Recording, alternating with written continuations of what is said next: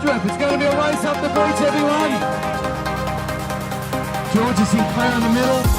Just negotiating the brakes. The girls behind are coming out of wave here. It's going to be tight. Solid win. The rest of the fields come on the front girls. There's probably 8 to 10 girls here with a chance of winning as they come down. There's girls going left and right. Tony Flood's just got the jump. Nichols in second. On the left-hand side, the competitors come back at him. Is that Percy? It's a race of 500 dogs. How cool is it? We're here at the Voyager kitchen today. We've got all of Jim's squad, which has come over from Sydney, from Bondi, all the way over to the West Coast here to race the Doctor. And what a cool thing is, the Shaw and Partners race team are going to come and mix it up with these young kids and give them some advice and tell them how to race the Doctor and how to be better. And you know what, who knows, eventually be part of the Shaw and Partners race team. And the good thing is Shaw and Partners are helping the next generation of paddlers be part of the whole thing that is ocean paddling. Race team, it was a concept that about a year ago, Mel and I were talking. We thought, let's see if we can create something with 3 or 4 people, pull in some sponsors, help them not only with product but financially to get to races, to do certain things and to give them more incentive. We called in Jim and said, look, this is actually getting a little bit bigger, and we were starting to put some serious money into the business.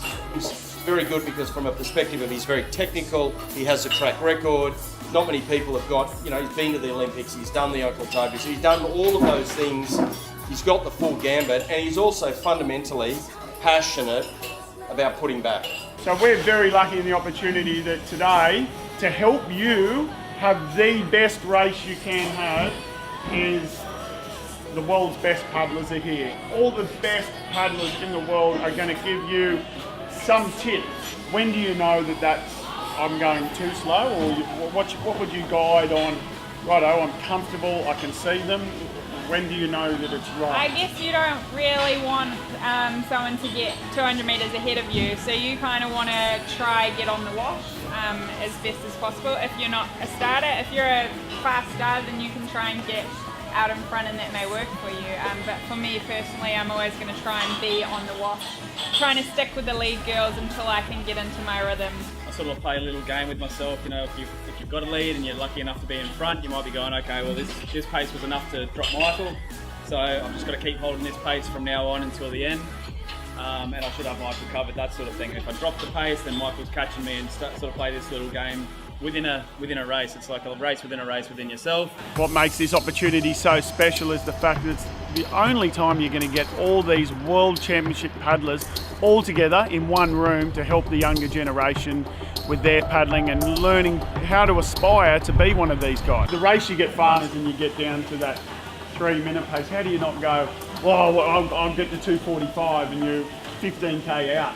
How do you hold back from saying, righto, I've got to stay at that sort of pace because I'm just going to explode? That is a really good question, and I guess the answer, like in my case, if I was hitting those speeds, I'd probably get really excited and try and keep going. And I'd actually recommend that to everyone as well. You're out there to have fun as much as you are to have a race, and look, it does just get better and better and better as you go on. As soon as you hit that pole and there's 6k to go, you've got nothing left in you, and unless it's dead flat like we had 2 years ago, that is the most unreal run. It's sort of, you're racing 12 people around you and somehow you're all just sitting on the same run looking at the guy next to you going, how am I meant to beat Hank when we're on the same run at the moment and we're both not paddling? You know, you're sort of sitting there for 6k going, well, I don't really know. You sort of just end up putting in a little bit of a hard spurt at the end and getting a run up the beach or something. But it's such a great race, it's a great experience, and I'd just say enjoy it. And if you are hitting some really fast speeds, just embrace it and get out there and just keep going, because it's only an hour and a half, 2 hours of a bit of pain, and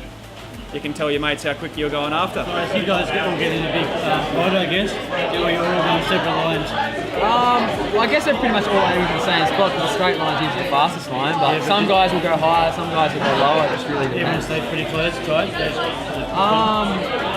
Depends on race day. Some guys will go really hard and like try and break away and then fade, and then some guys will come, I guess, like come through the field like Corey and that. Like they'll probably like back end sprint faster and like go to the last 8 kilometres, 10 kilometres much faster than they do this. the early bits. So everyone has their strengths and their weaknesses, I guess. Ocean racing is about average pace. It's not about winning the first kilometre. It's not about winning the last kilometre. It's about starting your race and consistently paddling at a good speed to be able to finish in a good position.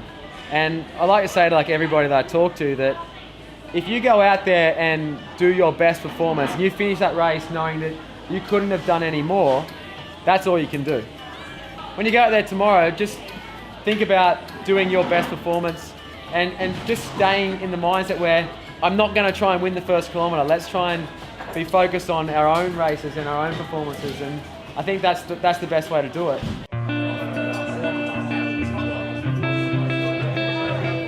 You as a serious campaign, like 4 going into 5, it means a lot to still learn more tactics from these guys. Oh yeah, the thing that I love about speed paddling is that you can never ever achieve it. It's an unachievable goal. How can you, like I still want to be as good as Corey Hills. Physically I can't, and I'm too old now, but it doesn't mean I can't try. It doesn't mean I can't keep trying to be better. Well, that's what you always do, so let's hope the lunch you get those few tips. Hopefully. And beat who you want to beat out there. Yep, sounds good. What do you look for in a runner? Because you're really good in the runners, right? What do you look for? Like, where do I go? Corey's talking about the direction. Yeah. But for our girls, we're new, we're young. How do they? Everyone says, "Oh, just enjoy it and catch the runners." Like, we don't know what that means. Yeah, look, I think all of that is experience based. A couple of years ago, I had a little bit of maybe brawn and no brains behind me, so it was pretty easy to do well in the flat conditions. But as soon as the wind comes on, like, you can't pick that up in one session. I think that's time in the boats, and I think a lot of the time, especially some of the mistakes I made, was trying to pull myself onto everything, and actually instead of just trying to sit back and relax and let those waves pick you up and sort of use that momentum to go through. And I think Boothie made a really, really good point earlier, like something I've always done wrong and I'm maybe slowly getting better, and I think is really important for the youngsters is that average speed. You know, people see a big wave and they think, oh awesome, I'm going to smash out some 20s, 25s, 28s, and that's going to make my race. But one of those might be good for a couple of seconds, and then you might sit in a trough for 3 or 4 seconds and waste the whole thing. So I think a little piece of advice I was given a while ago was not always to chase those big runners and to try and get the glory paddle where you put your paddles down and whoop and cheer, but it's actually trying to knit together more of the smaller ones, and that'll keep your average speed up. I think more important is to sit back, be a little bit more patient. Like, the waves are coming, it's perpetual motion, they are behind you. So if you lose one, don't stress about it too much. Sit back. Another one is coming right behind you if you just let it take you. Ocean paddling is, and paddling as a sport, we're here to race and to race hard, but at the end of the day, we want to have fun. It's the memories that you share, the stories you have together, that will be the lasting things. But in terms of being a better paddler, I think it's finding exactly what you want to do, setting a realistic goal, a realistic target, and chasing that, and making sure that you don't leave any stone unturned in doing so. Then you can, when you get to that point and go, did I do what I set out to do? Yes. Well, the results will probably follow. So over 27k, do you race with a race plan, or does it hit and miss? Just see how I'm going along the race? No, you do. Race plans change though over a distance of that magnitude. Mine tomorrow is, you have to race your own race. Yep. You know where you want to go hard, at what point, and back yourself to do so. But within that, I can't let the top guys get away. Then my race plan goes out the window. If I go, I wanted to go hard from the 10th to 20th kilometre, and that's where I wanted to put the hammer down. If I'm already 2 minutes behind at that point, it doesn't really matter how fast I do that section. So, you do have to have a plan in place, but at the same time, you have to be observant and look around of what's going on. Yeah, right. So if your race plan is going perfect, how many spots could you have that you attack? Like a 10k, is that, for instance, like, oh, now I'm going to make a move there, 20k, I'm going to make a move.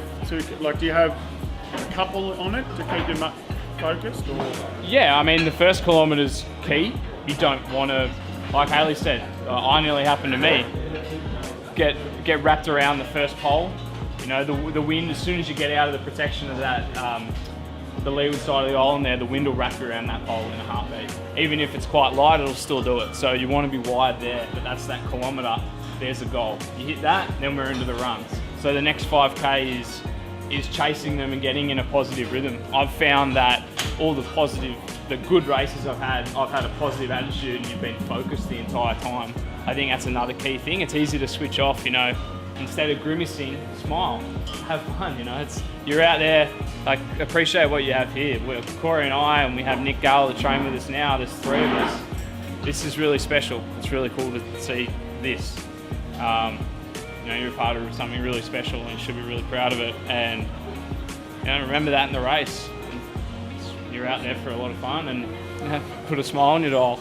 So we're out today with the Shore and Partners race team, learning a few tips over lunch. How exciting would it be to be part of the race team? Oh, it'd be amazing. It's just good to look up to these guys. They're the best at what they do, world's best. So yeah, it's just good to look at everything they're doing. Something you would aspire to be part of the race team? Yeah, definitely. I think it's pretty cool to have such amazing athletes to aspire and look up to, but they're also incredible people, so that's pretty cool. And the Dash for Cash today, very exciting. You both were racing there. It was something different. It was something different, and it's a really good idea. Hopefully we'll be able to incorporate that a bit more into future ocean races. So it was exciting. Fingers crossed for more. Part of Gym Squad, big team here today. Best squad. Awesome. Best team. And it's a good concept, this Shore and Partners being involved in the whole of ocean paddling. We were doing the Dash for Cash today. Yeah, exactly. You were so close. Good concept, you liked it? Yeah, it's a great idea, I reckon. Bit of fun for everyone, great to watch. So yeah, I reckon that's a great new thing for the sport. Well, what a great lunch that was. All the tips you'd want in the world with the champion paddlers that we had: Corey Hill, Hayley Nixon, Rachel Clark, Michael Booth, Mackenzie Heinard, sharing all their secrets about how to nail the doctor, getting the marker right, what to eat, how to control your nerves, how to run runners. Oh, what a special lunch. These guys have been so lucky to get all the tips from the Shore and Partners race team. Fantastic day. Hey girls, you ready for the doctor? Brianna, your first time. Lulu, second time. You ready? I think so. Can you be ready for the doctor? Yes, you can.